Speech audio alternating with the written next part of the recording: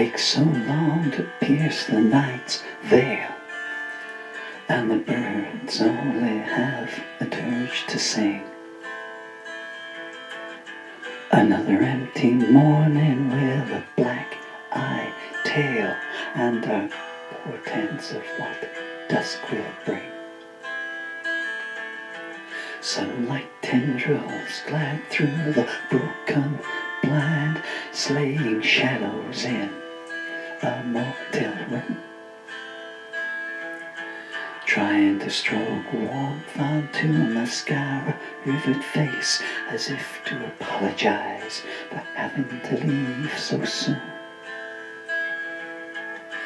Juliette stares unblinking at the ceiling. She knows the day is just midnight's calling card. She's gone past thinking and trying to forget feeling. These days those things show her scant regard.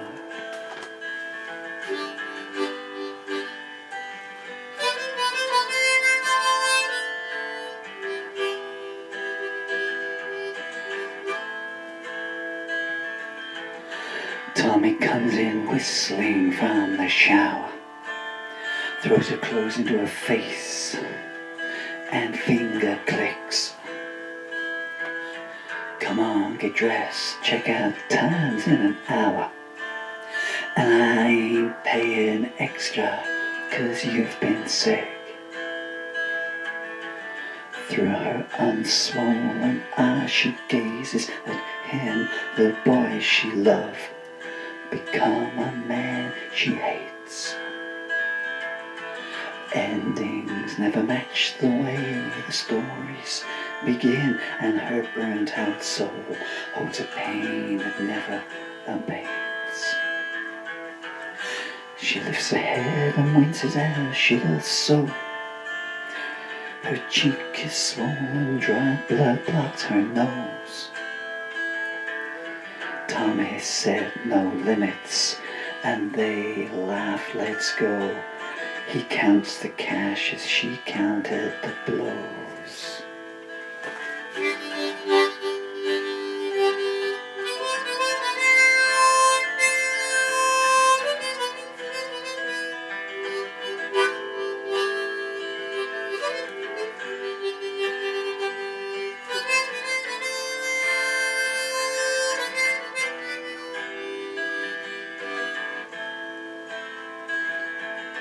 '17 seems 1,000 years ago. Happiness feels like a myth that doesn't exist. Around each soft scent rose, choking weeds do grow, and the first step to damnation is off the kiss. Tommy was a small town boy made good. He came home with a car, the cash, the look. Flashing pearl white smiles around the neighborhood. How he came by it all, stayed a closed book. All the girls vied for his attention. They tossed their hair and dropped unsubtle hints. Juliette was shy in each way you could mention, and that innocence the devil's eye seldom squints.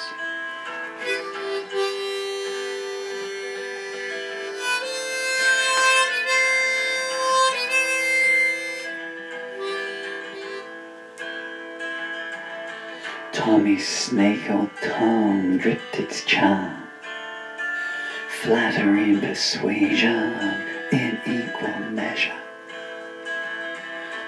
If you really love me was his means to disarm. What better way to plunder sacred treasure?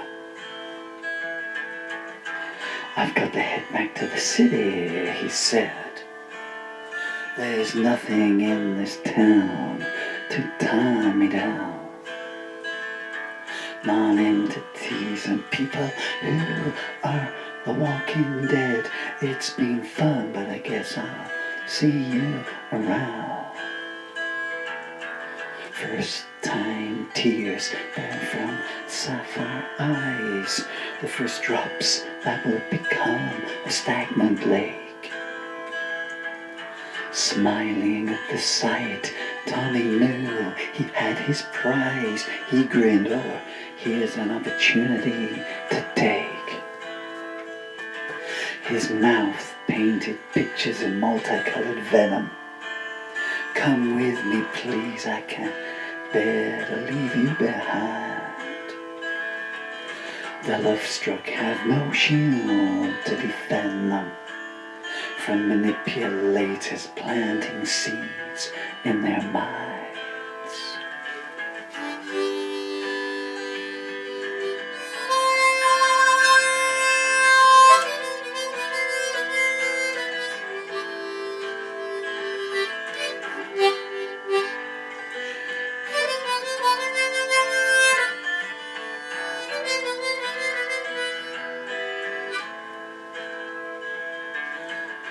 They pulled away in Tommy's car that evening, Juliette's golden mane flowing in the breeze.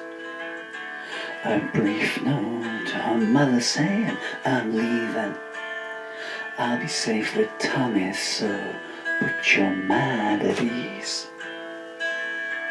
I promise I'll write you when we're settled. I'm sure I'll have lots of exciting things to say. Each night she rereads that note, now cold and crumpled. She hasn't heard a word from her daughter to this day. Tommy's panache didn't match his dwelling. A one-room cold water place down by the docks. It's only temporary, he keep on telling. We'll soon have a place that doesn't need so many locks. She'd lie in his arms and sigh adoringly. I feel so safe, secure and happy with you. I know you'll always be there to care for me. Being with you is a dream come true.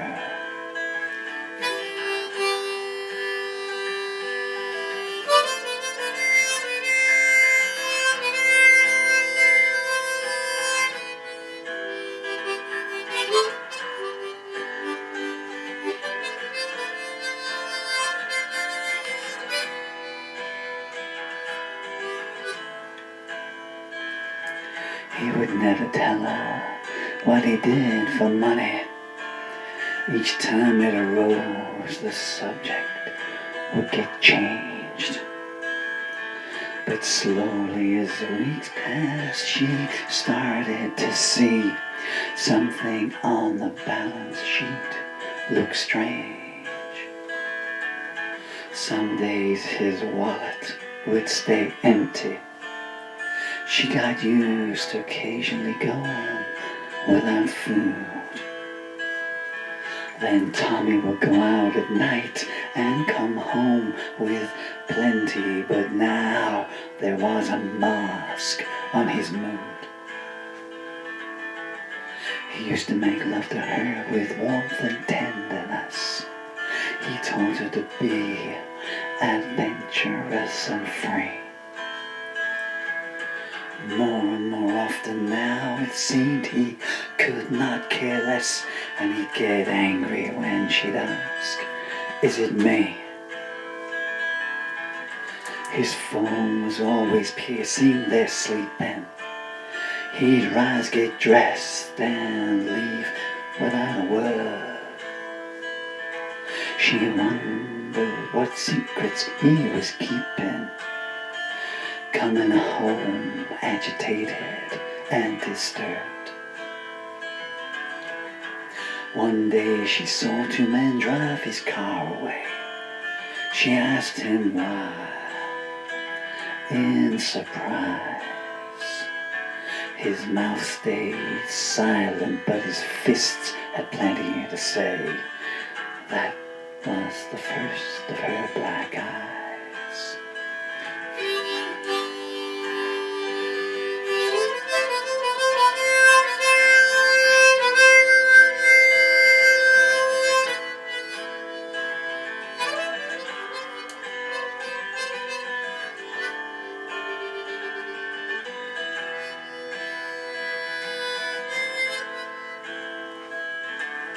The next day came a claim of repentance.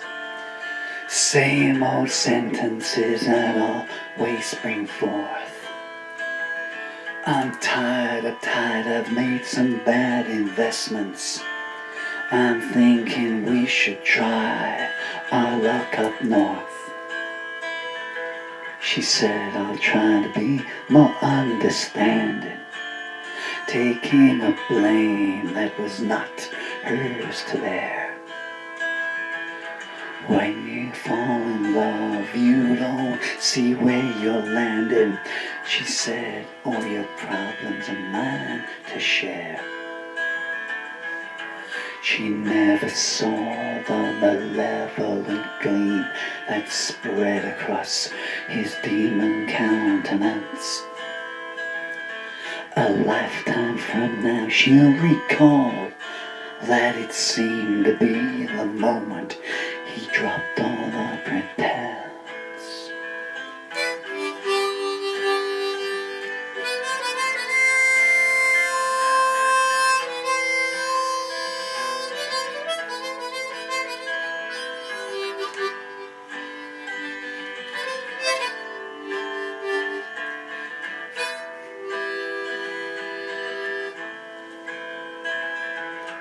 Things were keeping on, getting tighter. The TV went and the rent was overdue. When she went to the corner shop, her fingers were getting lighter. Steal or starve, which would you do? Wake up, sleepyhead, she heard him whisper. Have you forgotten you're 18 today?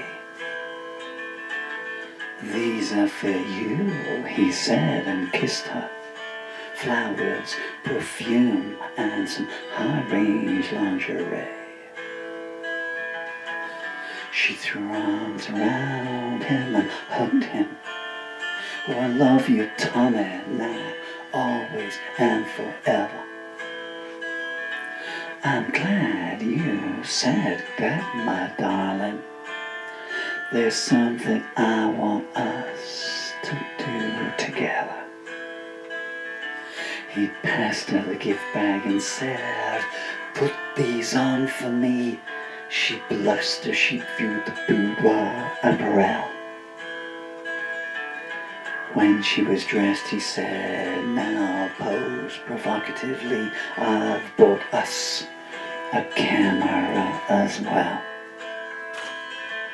Oh, Tommy, no, I couldn't. I'm too embarrassed to do that. I thought you loved me, he responded. The words hit her harder than a slap. Anything for you, she said hesitantly, and curled herself on the bed. He barked, I've been waiting here patiently. Now prove to me you meant what you said.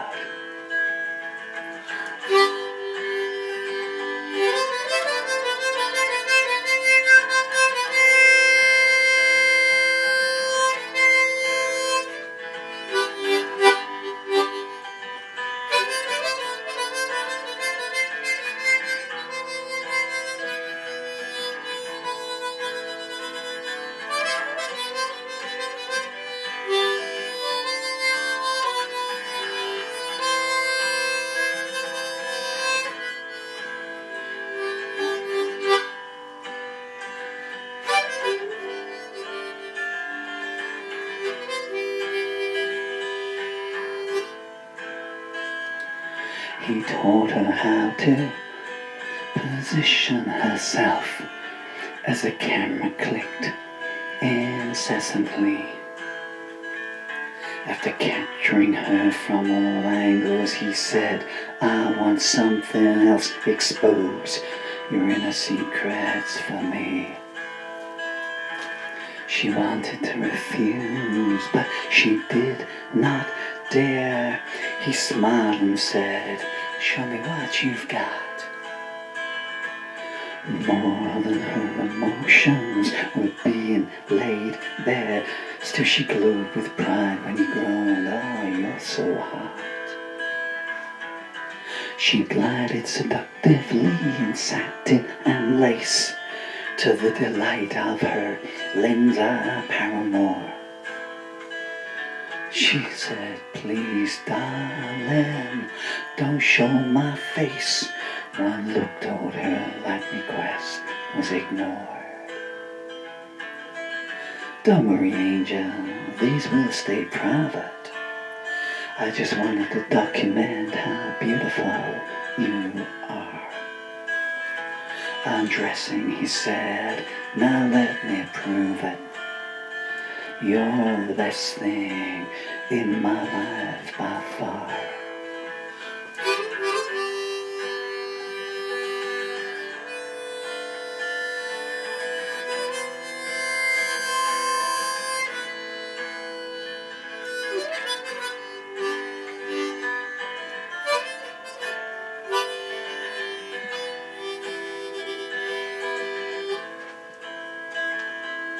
2 weeks later, Tommy's pretty flush. The bills are paid and he's got a new set of wheels. Juliette asked him, puzzled, where did you get this cash? He shrugs, I got lucky on some business deals. That reminds me, I hope you like this. He passes her a bracelet inscribed, I love Juliette. She gasps, it's beautiful, and slips it on her wrist. So are you, he says, and don't you ever forget. The good times seem to be getting better. They moved to a new apartment, paying 2 months in advance. Tommy brings some new friends around who act like they've already met her.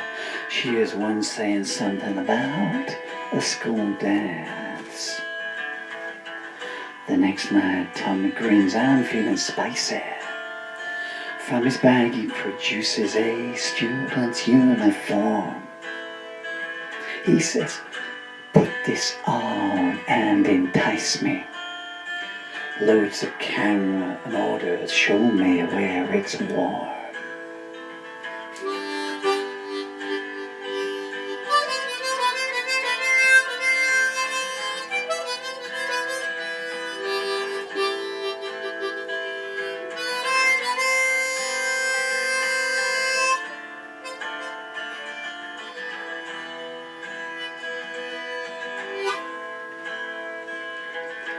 Things start to settle into a routine. Tommy gets more distant even when he's home. Some nights he walks in wired and then he gets real mean. Her teenage dreams are starting to corrode. One Sunday morning she goes for a walk, 2 women pass and she thinks she hears her name. She asks, do I know you? I thought I heard you talk. One hisses, have you got no sense of shame? Juliette walks away uncomprehending. Arrives home early and catches Tommy by the bins. In his guilty hands, all letters home. She thought that he'd sending. Naivety falls and reality begins. I know your mother hates me, he stammers. and I thought she'd try to come between us. Juliette can't hear him. All that matters is that she's surrounded by the shards of shattered trust.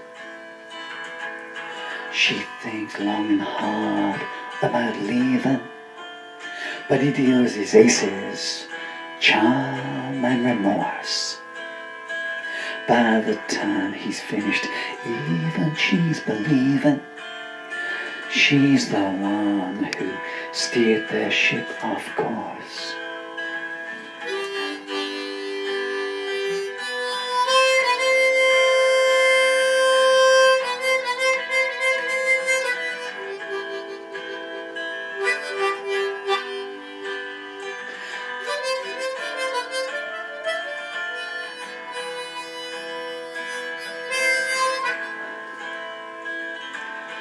One month on and things have gone awry. Tommy's luck seems to have slid downhill. She hears him on the phone saying the powder has run dry and I can't pay what I owe with a packet of pills. His voice descends into a murmur. It's hard for her to make out what he is saying. Something about a good little earner and a fast learner, or she better start praying. She feigns sleep when he returns. It's no longer the only thing she feigns in their bed. No one to turn to confront her concerns. She decides to forget what was said.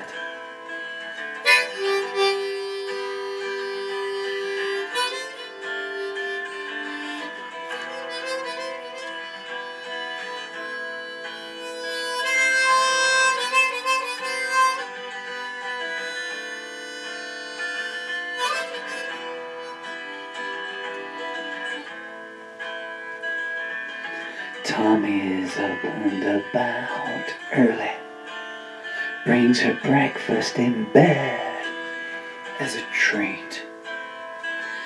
He says, my perfect darling, you complete me.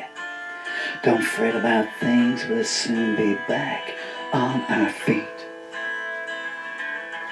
By the way, I've got to make a business trip.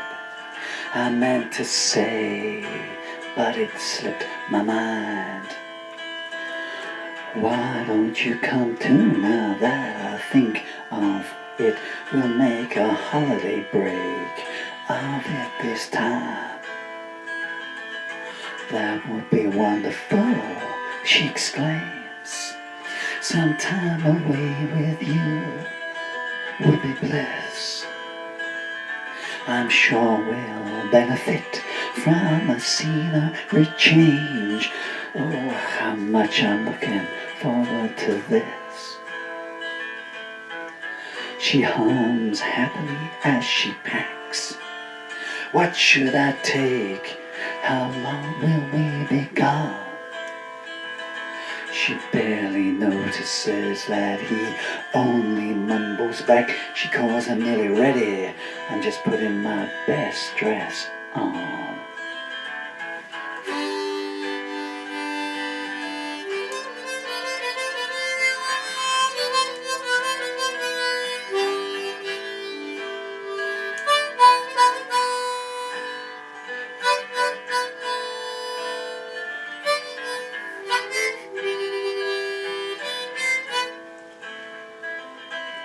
The first surprise is that they don't drive far. An hour away to a motel, 10 miles from town. She waits in the lobby while Tommy parks the car, while the old lady behind the desk looks her up and down. Tommy pays with cash and takes the key. You're in room 33B, Mr. and Mrs. Jones. Tommy, why the false names? Why the mystery? Shut up, he snaps, and she's worried by his tone. The room, like the motel, has gone past its prime. They might change the linen, but not the air. He glances at his watch and tuts at the time, takes her bag and puts it behind a broken chair.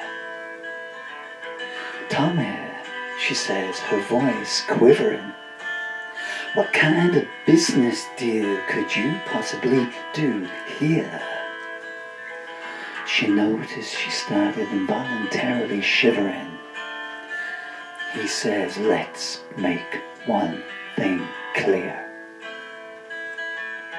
You just do what you are told, and everything will be just fine. In some ways, it's a shame that you're now 18 years old. The market's for fresh fruit on the vine.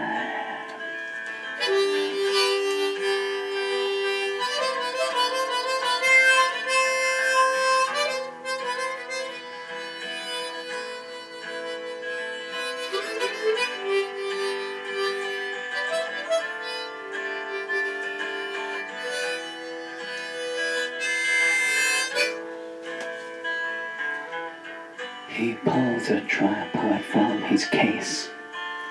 I mutters, thank God I brought a ring light with me. A puzzled look sweeps Juliette's face. Tommy, sure you don't mean to film our intimacy? Before he can answer, there's a knock on the door. Who is it? Film crew comes, a sneered reply. 3 men walk in. I thought there was 4. At least this way no one has to wait outside. Tommy turns to Juliette, who's shaking. Honey, it's time to tell you the score.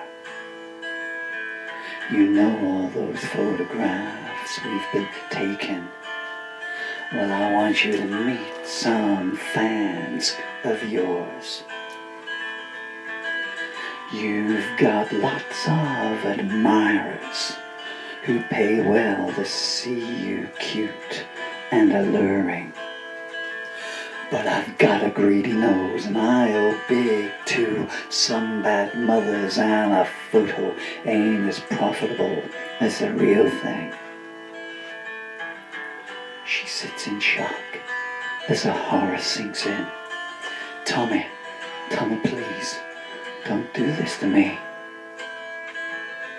He laughs, you're on the clock, let the show begin. They close in, drooling with lascivious glee.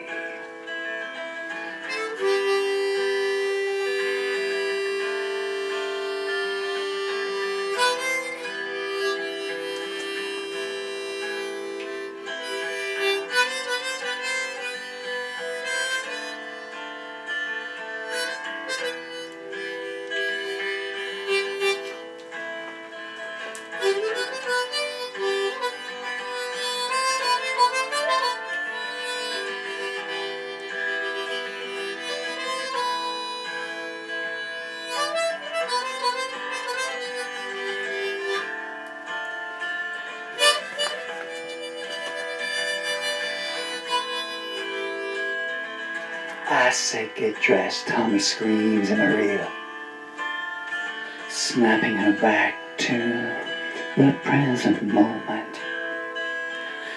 She's still shaking from pain, disgust, from fear.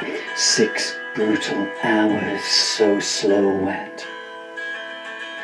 She picks what's left of her dress from the floor, and her blouse, not the only thing of hers, torn in two. Tommy is on the phone saying, I need to score. I've got $3 to pay, some of what I owe to you. And I've got a great film to barter. Once you've seen it, I'm sure you'll clear my debt. And don't worry, this is just for starters. Take it from me, she ain't seen nothing yet. You're gonna be a big star, Juliette.